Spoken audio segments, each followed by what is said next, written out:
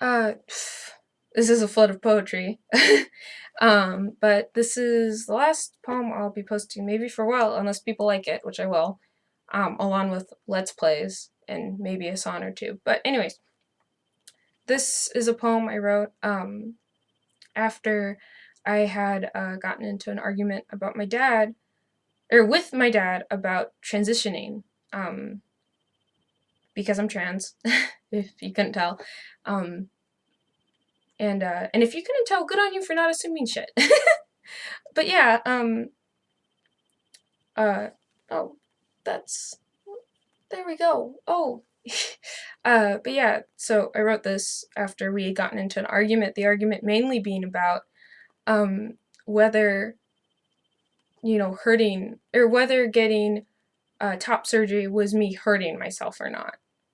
So, and I was just really angry at my dad, and my dad and I don't have the best relationship. Even though he's a great guy. He's a great guy. But, Alright. And again, I'm reading it off the computer because I don't memorize my poems.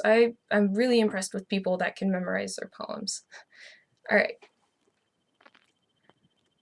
I choke and, oh, sorry. Okay. I choke and you say too loud. I cry and you say too much. I am not backed against a corner, but facing a wall that to its best extent extends its influence, forcing me to drift away. I know you, impassioned and fearful. I know you have heart and warmth, but in this analogy, you are manipulative, immovable.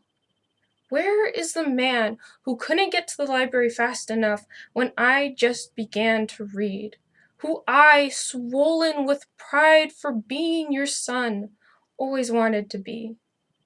Where is he but in every kind word and in every brick of this wall? In some small way, I know the impostor I must be to you.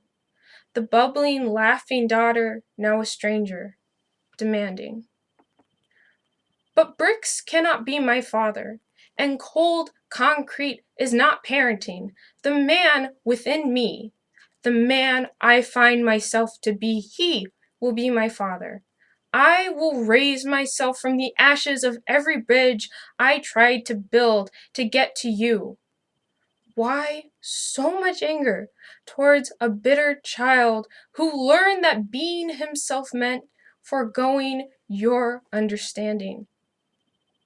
Because a wall is made to rebuff, a wall is made to seal off. Now that my calloused fists are tired of beating, now that I am asunder and drifting, now is when you say I am giving up, that I did not try hard enough, that I should hit one more time, but I have spent 19 years, 4 coming out stories and sour tears waiting for you to let me by. I used to think it wasn't coincidence, that mercy and merci sounded the same. Because basic decency planted blossoming gratitude in the savannah you made my heart. You taught me that ideology comes before compassion, that you were a white positive space and I was the invading negative. You asked me on my 15th birthday if I was done taking care of you. And the year after, stalked through the hallway when I sought escape. Because I hid in the closet, you had to blunder through 2 closed doors. Although to cut me down, you only had to shut one.